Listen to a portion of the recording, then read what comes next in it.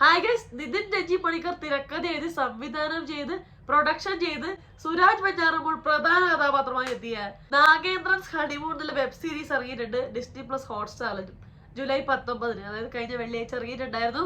അപ്പൊ അതിനെ കുറിച്ചുള്ള അഭിപ്രായം പറയാനാണ് ഇന്ന് ഞാൻ വന്നിട്ടുള്ളത്. സുരാജ് മാത്രമല്ല, പ്രശാന്ത് അലക്സാണ്ടർ ഉണ്ട്, രമേഷ് പിഷാരടി ഉണ്ട്, കുറച്ച് ഭാഗങ്ങളിൽ ഷാജോൺ ഉണ്ട്, ശ്വേതാ മേനോൻ ഉണ്ട്, നിരഞ്ജന അനൂപ് ഉണ്ട്, കനി കുസൃതി ഉണ്ട്, അമ്മു അഭിരാമി ഉണ്ട്, പിന്നെ ഗ്രേസ് ആന്റണി ഉണ്ട്, പിന്നെ ഒരു നടി കൂടി ഉണ്ടായിരുന്നു. ഇനീഷ്യലി ഫസ്റ്റ് എപ്പിസോഡിൽ വന്ന പുള്ളിക്കാരുടെ പേര് കിട്ടിയില്ല. അങ്ങനെ ഒരുപാട് താരനിരകളായിട്ട് വന്ന ഒരു വെബ് സീരീസ് ആണ് നാഗേന്ദ്രൻസ് ഹണിമൂൺ. അപ്പൊ ഒരുപാട് പ്രതീക്ഷകൾ ഉണ്ടായിരുന്നു. കാരണം സുരാജ് ഏട്ടൻ കുറെ നാളായി സീരിയസ് വില്ലൻ റോളുകളൊക്കെ കണ്ട് എപ്പെങ്കിലും ഒരു കോമഡി റോൾ കിട്ടുമോ വെയിറ്റ് ചെയ്തിരുന്ന ഒരു സീരീസ് ആയിരുന്നു. ഞാൻ പറഞ്ഞല്ലോ, മുന്നേ ഗർദിലെ സിനിമയിൽ പ്രതീക്ഷിച്ചു പോയി. ആ ഒരു കഥയും കാര്യങ്ങളും ട്രെയിലറൊക്കെ കണ്ട് പ്രതീക്ഷിച്ചു പോയി, കിട്ടിയില്ല. അപ്പൊ ഇതിൽ എന്തായാലും കിട്ടും തോന്നി. കാരണം സംഭവം ഹണിമൂണാണ്.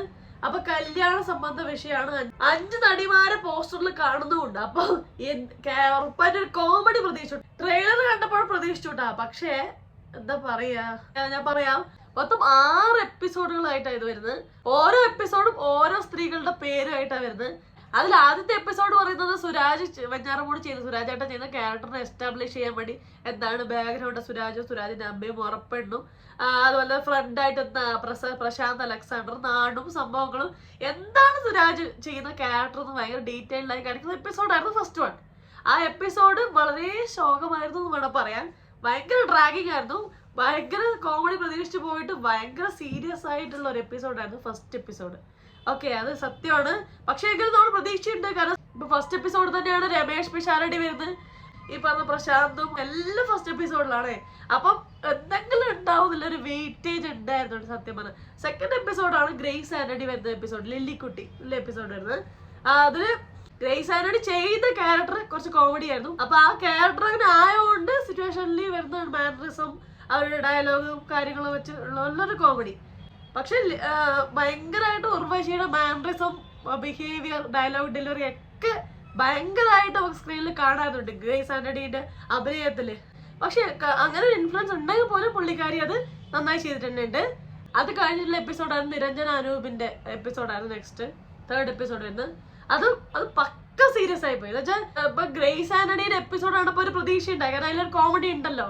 അപ്പൊ ഉറപ്പായിട്ടും നെക്സ്റ്റ് എപ്പിസോഡുകൾ കോമഡി ഉണ്ടാകും എന്നുള്ള പ്രതീക്ഷയിലായിരുന്നു. പക്ഷെ ഇത് അൾട്ടിമേറ്റ് സീരിയസ് ആണ്. ആ പെൺകുട്ടിയുടെ ലൈഫ് സംഭവങ്ങൾ പറയുന്നത് ഭയങ്കര ട്രാജഡി ആയി പോയി. അപ്പൊ എന്നാ സുരാജായിട്ടും വരുന്ന സുരാജ വെഞ്ഞാറമൂട് വരുന്ന സീരിയലുകളിൽ കോമഡീസ് ഒന്നും ഇല്ലാനും. അപ്പൊ അത് കണ്ടിരിക്കാൻ ബുദ്ധിമുട്ടായിരുന്നു. കുറച്ച് ഡ്രാഗിങ് ആണ്. എല്ലാ എപ്പിസോഡും കുറച്ച് വെളിച്ചു നീട്ടിയൊരു ഫീലിംഗ് ഉണ്ട്. നിരഞ്ജന അനൂപ് നന്നായി അഭിനയിച്ചിട്ടുണ്ട്.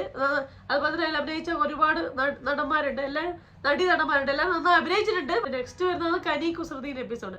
എനിക്ക് ഓൾ ടുഗദർ ഫുൾ എല്ലാ എപ്പിസോഡും എടുത്തു നോക്കിയ ഗ്രേസ് ആന്റണിയുടെ കനി കുസൃതിന്റെ ബെറ്റർ ആയ എപ്പിസോഡായി തോന്നിയത്. ഭയങ്കര തമാശ ഉണ്ടോ ഞാൻ പറയില്ല. കനി കുസൃതിന്റെ ആയാലും ആ പുള്ളിക്കാരുടെ ക്യാരക്ടർ അത് ആയതുകൊണ്ട് നമുക്ക് ഉണ്ടാകുന്ന ചിരികൾ, അല്ലാതെ ഡയലോഗിലോ സംഭവങ്ങളിലോ വലിയ ചിരികളൊന്നും ഉണ്ടാക്കാൻ സാധിച്ചിട്ടില്ല. പിന്നെ വരുന്നതാണ് അമ്മു അഭിരാമി അഭിനയിച്ച എപ്പിസോഡ്, ലാസ്റ്റ് മൊഴി 6th എപ്പിസോഡ്. അത് പറഞ്ഞ പോലെ നമുക്ക് ക്ലൈമാക്സ് ആവാനായി. അതിന്റെ സീരിയസ്നെസ് കാര്യങ്ങളൊക്കെ സീരീസിലുണ്ട്. ഒരു ട്വിസ്റ്റ് ഒക്കെ വെച്ചൊരു ക്ലൈമാക്സ് ആയിരുന്നു. നമ്മൾ എക്സ്പെക്ടിങ് ആ ഒരു ക്ലൈമാക്സ് തന്നെയാണ്. ഭയങ്കര സംഭവം ട്വിസ്റ്റായി പറയാനൊന്നും പറ്റില്ല. അപ്പൊ ഇങ്ങനെയാണ് ഈ 6 എപ്പിസോഡുകൾ വരുന്നത്. ഇതിൽ അഭിനയിച്ചവരൊക്കെ നന്നായി. ഇപ്പൊ പ്രശാന്ത് അലക്സാണ്ടർ നന്നായി അഭിനയിച്ചിട്ടുണ്ട്, രമേഷ് പിഷാരടി നന്നായി അഭിനയിച്ചിട്ടുണ്ട്, അതുപോലെ തന്നെ സുരാജ് വെഞ്ഞാറമൂട് അമ്മയായിട്ട് എത്തിയാൽ നന്നായി അഭിനയിച്ചിട്ടുണ്ട്, ഷാജോ നന്നായി അഭിനയിച്ചിട്ടുണ്ട്, പിന്നെ അതുപോലെ തന്നെ ജനാർദ്ദൻ വരുന്നുണ്ട്. അതാ പറഞ്ഞ എല്ലാരും ഉള്ള ഭാഗം നന്നായി അഭിനയിച്ചിട്ടുണ്ട്. ഇതിന്റെ കഥ അടിപൊളിയാണ്. ഒരാള് പല കല്യാണം കഴിക്കുന്നു. അപ്പൊ അതിൽ ഉണ്ടാകുന്ന കോമഡി കാര്യങ്ങളൊക്കെ പ്രതീക്ഷിച്ചിട്ടാണ് ഞാൻ കാണുന്നത്. പക്ഷെ ഇതില് പ്രധാന പ്രശ്നം ഇത് കഥയല്ല, ഇത് തിരക്കഥയാണ്.